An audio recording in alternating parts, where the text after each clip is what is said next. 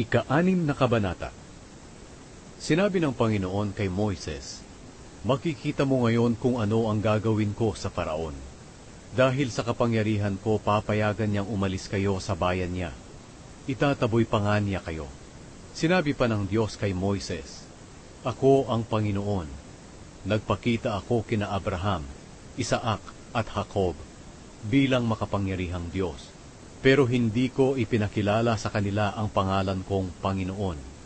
Gumawa ako ng kasunduan sa kanila na ibibigay ko sa kanila ang lupain ng Kanaan, kung saan sila nanirahan bilang mga dayuhan. Narinig ko ang hinaing ng mga Israelita na inaalipin ng mga Ehipsyo, at inalala ko ang kasunduan ko sa kanila. Kaya sabihin mo sa mga Israelita, ako ang Panginoon.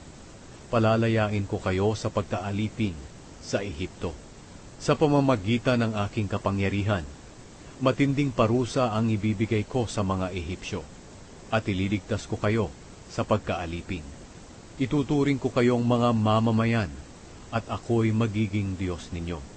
At malalaman ninyo na ako ang Panginoon na inyong Diyos, na nagligtas sa inyo sa pagkaalipin sa Ehipto. Dadalhin ko kayo sa lupaing ipinangako kong ibibigay kina Abraham, Isaac at Jacob.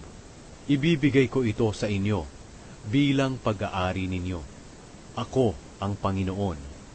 Sinabi ito ni Moises sa mga Israelita, pero hindi sila naniwala sa kanya, dahil nawalan na sila ng pag-asa sa sobrang pagpapahirap sa kanila bilang mga alipin. Sinabi ng Panginoon kay Moises, "Lumakad ka at sabihin sa Faraon na hari ng Ehipto, napayagan na niyang umalis ang mga Israelita sa bayan niya." Pero sinabi ni Moises sa Panginoon, "Kung ang mga Israelita nga po'y hindi nakikinig sa akin, ang Faraon pa kaya? Lalo na't hindi ako magaling magsalita." Sinabi ng Panginoon kina Moises at Aaron, "Sabihin ninyo sa mga Israelita at sa Faraon na hari ng Ehipto, na inutusan ko kayong pangunahan ang mga Israelita para lumabas ng Ehipto." Ang mga ninuno ni na Moises at Aaron.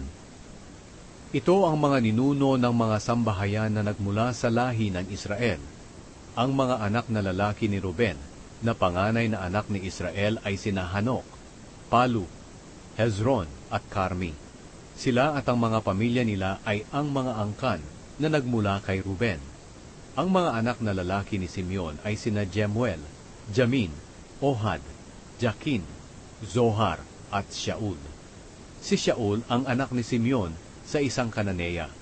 Sila at ang mga pamilya nila ay ang mga angkan na nagmula kay Simeon. Ang mga anak na lalaki ni Levi ayon sa kasaysayan ng lahi niya ay sina Gershon, Kohat at Merari. Nabuhay si Levi ng 137 taon. Ang mga anak na lalaki ni Gershon ay sina Libni at Shimei. Ang mga anak na lalaki ni Kohat ay sina Amram, Izar, Hebron at Uzziel. Nabuhay si Kohat ng 133 taon. Ang mga anak na lalaki ni Merari ay sina Mali at Mushi. Ang mga angkan nila ay nagmula kay Levi ayon sa kasaysayan ng lahi niya. Napangasawa ni Amram si Jochebed na kapatid ng kanyang ama. Ang kanilang mga anak na lalaki ay sina Aaron at Moises. Nabuhay si Amram ng 137 taon. Ang mga anak na lalaki ni Izar ay sina Korah, Nepheg at Zikri.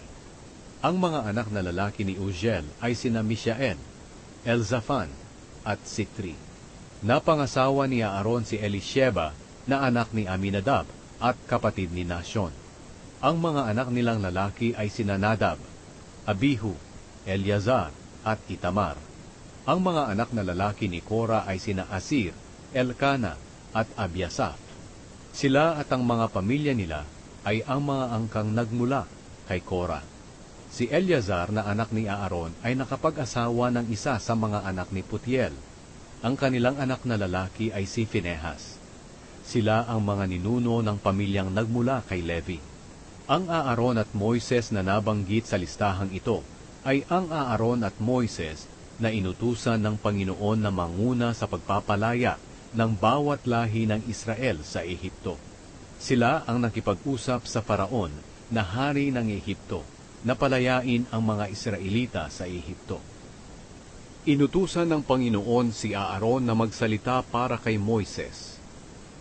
Nang nakikipag-usap ang Panginoon kay Moises sa Ehipto, sinabi niya kay Moises, "Ako ang Panginoon. Sabihin ninyo sa Faraon na hari ng Ehipto ang lahat ng sinabi ko sa iyo." Pero sinabi ni Moises sa Panginoon, "Hindi po ako magaling magsalita, kaya hindi makikinig ang Faraon sa akin."